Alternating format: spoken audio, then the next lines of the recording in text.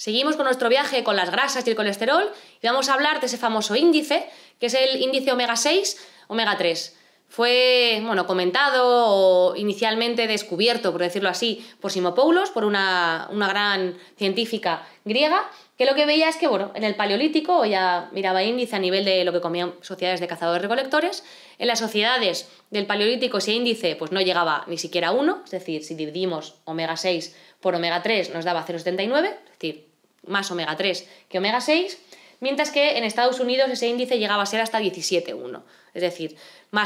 muchísima más cantidad de omega 6 que de omega 3. ¿Qué es lo que queremos mostrar con todo esto? Pues cuál es el perfil inflamatorio, cuál es el perfil antiinflamatorio y qué tenemos que hacer a nivel de la alimentación. Si vemos, por ejemplo, el contenido de omega 3 en carne roja, esto sería alce, carne roja y carne salvaje, alce, ciervo, antílope,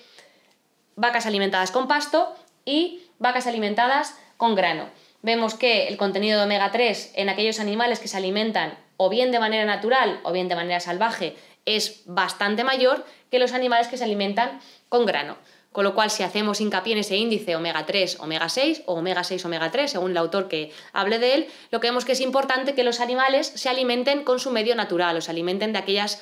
alimentos, valga la redundancia, que estaban en su medio natural. Cuanto más grano, cuanto más cereal, cuanto más soja, cuanto más productos que no son del medio natural del animal, menos omega 3 tiene la carne y más omega 6, que ahora veremos los efectos de ese omega 6.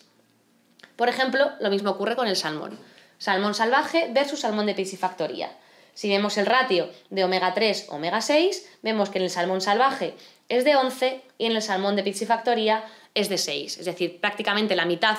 de omega 3 en relación al omega 6 en un salmón de piscifactoría en relación con un salmón salvaje.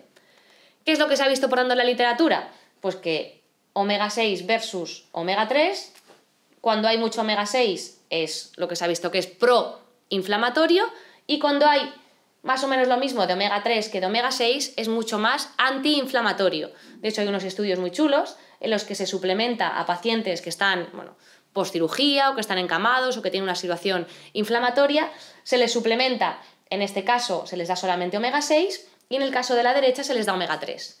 Esto es lo que se llama un SIRS, que para no entrar en mucho detalle es una reacción inflamatoria, y después de una reacción inflamatoria hay una reacción de CARS, que es una reacción antiinflamatoria. Siempre que tenemos una operación, en este caso por este tipo de pacientes, en un primer lugar se inflaman y en un segundo lugar se desinflaman.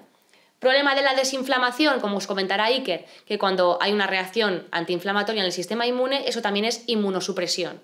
Por tanto, cuando doy mucho omega 6, la reacción inflamatoria es mucho mayor y la reacción de inmunosupresión es mucho mayor también, con lo cual el paciente tiene más problemas para recuperarse, tiene más daño producido por la inflamación, mientras que si damos